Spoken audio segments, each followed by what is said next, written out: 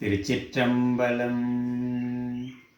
தென்னாடுடைய சிவனே போற்றி, எந்நாட்டவர்க்கும் இறைவா போற்றி, கைலை மலையானே போற்றி போற்றி.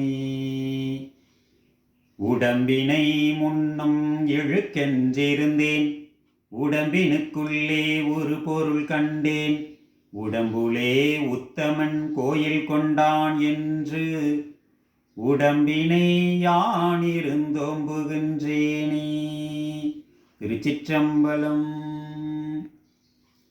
இன்றைய பதிவில் நம்ம பார்க்கவிருப்பது பிள்ளைகளுக்கு நினைவாற்றலுக்கான ஒரு எளிமையான பயிற்சி முறை. இதை ஒரு நாளோ அல்லது 2 நாளோ செய்து பயன் பெறலாம் என்றால் அது ஆகாது. நாம் எவ்வாறு 3 வேளை உணவு எடுத்துக்கொள்கிறோமோ அதே போன்று இந்த பயிற்சியையும் ஒரு நாளைக்கு காலையிலும் மாலையிலும் தொடர்ந்து செய்து வர வேண்டும். தொடர்ந்து செய்து வரும்போது தான் ஆசனங்களினுடைய நன்மைகள் கிடைக்கும். இந்த பயிற்சியை எவ்வாறு செய்யலாம் என்பதை பார்ப்போம். இது போன்று பத்மாசனத்தில் அமர்ந்து கொள்ளுங்கள். உங்களுக்கு எந்த கால் எளிமையாக வருகின்றதோ அதை போட்டுக்கொள்ளுங்கள். அதன் பிறகு நேராக நிமிர்ந்து அமர்ந்து கொண்டு 2 கைகளையும் மேலே கூப்பியவாறு அப்படியே முன்புறமாக நெற்றியை வைத்து படுத்துக்கொள்ளவும். இது போன்று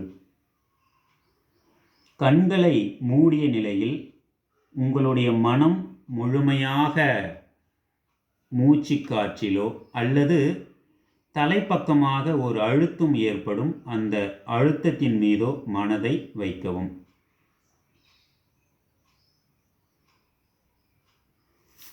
இதை எவ்வளவு நேரம் செய்யலாம் என்றால், பிள்ளைகளாக இருந்தால் 2 நிமிடம் முதல் 5 நிமிடம் வரை செய்யலாம். இந்த ஒரு பயிற்சியை செய்துவிட்டு அவர்கள் தங்களுடைய பள்ளிகளுக்கு சென்று விடலாம். காலை மாலை 2 வேளையும் கட்டாயம் தொடர்ந்து செய்ய வேண்டும். நன்றி.